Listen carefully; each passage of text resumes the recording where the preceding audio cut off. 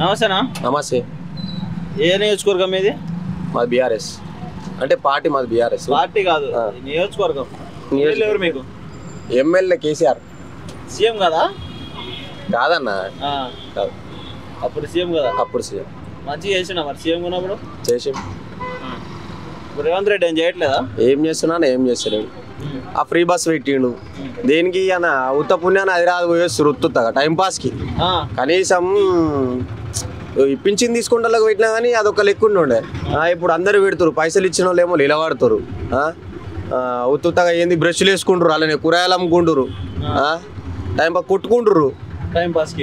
అలానే సీట్లు దొరకలేవని పైసలు ఇచ్చిన వాళ్ళు ఏమో నిలబడతారు, పైసలు నీళ్ళనేమో కూర్చుంటారు, లొల్లి పెట్టుకుంటారు.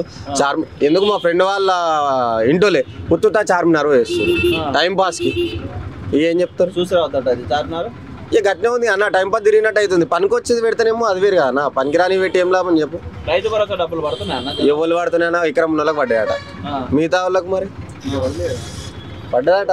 ఎకరం ఉన్నోళ్ళకి పడ్డదట, మిగతా వాళ్ళు మరి మిగతా వాళ్ళు అయితే ఆమె కానా? పనికిరాని హామీలు పెట్టి కానీ పనికొచ్చే ఆమె ఒకటి పెట్టలేదా? ఏ కష్టం అన్న రాడు. ఇవో జనాలు ఎందుకు ఓటేసారు అంటే, ముసలోళ్ళు ఒకటి 5,000 పింఛన్లు ఇస్తాను కానీ అట్లా ఓట్లు గుద్దిర్రు, ఫ్రీ బస్కు అట్లా ఓట్లు వేసిర్రు. అంతే, అంతమించి ఏం లేదు, వేస్ట్. రాడు మళ్ళా.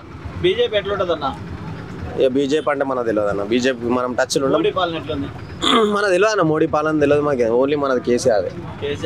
ఓన్లీ కేసీఆర్. మళ్ళీ వస్తాడు పండుకుంటుండు, అసెంబ్లీకి రావట్లేదు అంటున్నారు అన్న. ఈయనకేం తెలుసా అన్న, ఈడే ఒక చేతిలో ఆడిచ్చే బొమ్మ. ఆడ పైన ఢిల్లీలో ఏం చెప్తే ఈడ చేస్తాడు, అంతేనా కదా? ఢిల్లీకి పోతాడు, ఆడ గిజ్జేరంటే అదే చేస్తాడు. అదే చేయడానికి వేరే చేయడానికి చేయడు, కష్టం. ఏముందన్న, పనికిరాని హైదరాబాద్ ఇల్లు కూడా కొట్టిండు, వాళ్ళ పొట్టల మీద కొట్టినట్టే కదా. పనికొచ్చేది పెడితేనే మాది. ఇప్పుడు ఉన్న ఇండ్ల నుంచి మళ్ళీ కట్టుకోనికి పర్మిషన్ ఇయ్యము అని చెప్పేసి అట్లా పెట్టినాయి. లేకపోతే మనిషికి ఇప్పుడు మలన సాల పోయినట్టు దీన్ని డబ్బులు ఇచ్చి ఖాళీ చేపిస్తే అయిపోతుంది కదా. ఎంతో మంది ఇప్పుడు ఈఎంఐలు కట్టుకుంటూ వస్తారు, మనం వీడియోలో మల్లారెడ్డి జోలి పోలే, ఓవైసీ జోలి మీద పోలేగా అన్న. పేదల మీదకి ఏమైంది మరి? పెద్దలు పోతుకుంటారా అన్న? జాడిచ్చి అన్నారా? అంతే కదా. పేదలు తన్నట్లేదనే కదా అన్న. వీడు ప్రజల ముందుకు వస్తేనేమో తెలుస్తుండే, వాళ్ళు తంతరా ఏం చేస్తారో అప్పుడు తెలుస్తుంది. కానీ వీడు రాడు కదా మరి.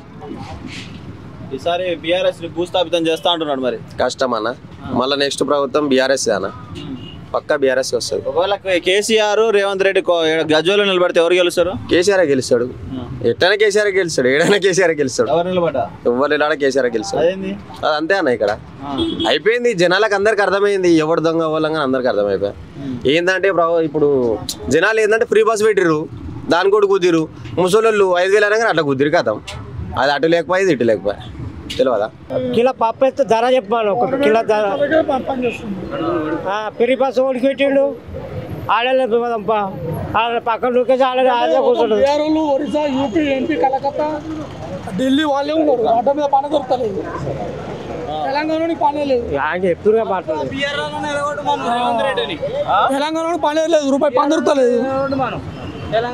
మొత్తం బీఆర్ఓలు, యూపీ, ఎంపీ, మధ్యప్రదేశ్, అదే కలకత్తా, ఢిల్లీ వీళ్ళే ఉన్నారు. తెలంగాణకి ₹1 పని లేదు. ఇతర మొగలు పంచాయతీ కొట్టాట సచ్చుడు, ఇంకేమున్నది ఈ ప్రభుత్వం. ఆయన కేసీఆర్ తెచ్చి పెట్టిండు, రేవంత్ రెడ్డి మోసుకొని పండుకోండి. ఇంకేంది,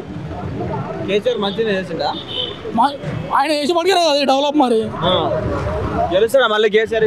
గెలుస్తాడు, వాళ్ళు మూసుకొని గెలుస్తాడు. అవుతాడు. సీఎం కేసీఆర్ అయితే బాగుంటుందా, కేటీఆర్ అయితే బాగుంటుందా? ఇక వాళ్ళ ఫ్యామిలీలో ఇవ్వలేదు కానీ వాళ్ళకు విధానం మనుషులు కాబట్టి అయితే విధానం వాళ్ళ విధానం అటువంటిది. అట్లా పని అడ్డ మీదకి వచ్చి ఊరపట్టి బోనాల రామన్పేట అక్కడికి వెళ్ళి వచ్చి పని చేసుకుంటే